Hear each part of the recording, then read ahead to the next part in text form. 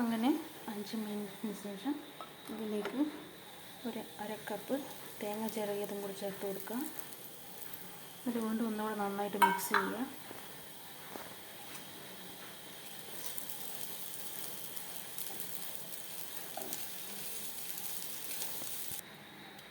കുറച്ച് ഏലക്കപ്പൊടിയും കൂടി ചേർത്ത് കൊടുക്കുക.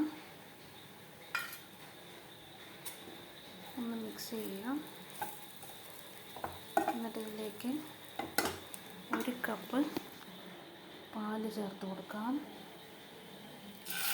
നമ്മൾക്ക് ഇപ്പോൾ സിമ്മിലാണ് കേട്ടോ വെച്ചിരിക്കുന്നത്. കൂട്ടി വെച്ചാൽ അടി പിടിക്കും, കരിഞ്ഞു പോകും. അങ്ങനെ ആവാതെ സൂക്ഷിക്കണം. 1 കപ്പ് പാല് ചേർത്ത് കൊടുത്തു.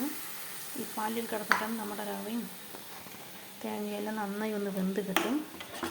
ഒരു 5 മിനിറ്റ് വീണ്ടും നന്നായിട്ടൊന്ന് ഇളക്കിക്കൊണ്ടേയിരിക്കുക.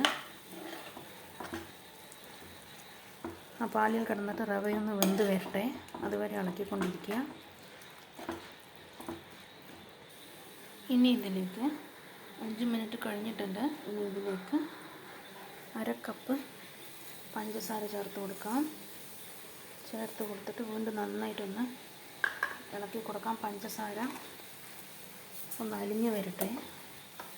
അലിഞ്ഞ് വരുമ്പോൾ കുറച്ചും കൂടെ വെള്ളം പോലെ തോന്നും. പക്ഷേ അത് ഒന്നുകൂടെ വഴറ്റി വരുമ്പോൾ കുറച്ച് കട്ടിയാവും. ആവശ്യമുണ്ടെങ്കിൽ ഇടയ്ക്ക് കുറച്ച് നെയ്യ് ഒഴിച്ച് കൊടുക്കുക. ഒരു ടീസ്പൂൺ നെയ്യ് ഒഴിച്ച് കൊടുക്കുക. നെയ്യിൻ്റെ ഫ്ലേവർ ഇഷ്ടമാണെങ്കിൽ. പഞ്ചസാര ഒന്ന് അലിഞ്ഞ് വരട്ടെ.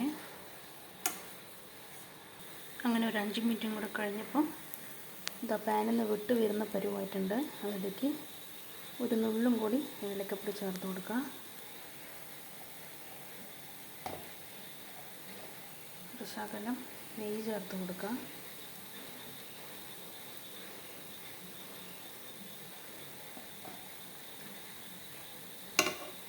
നന്നായിട്ടൊന്ന് മിക്സ് ചെയ്തിട്ട് ഫ്ലെയിം ഓഫാക്കുക.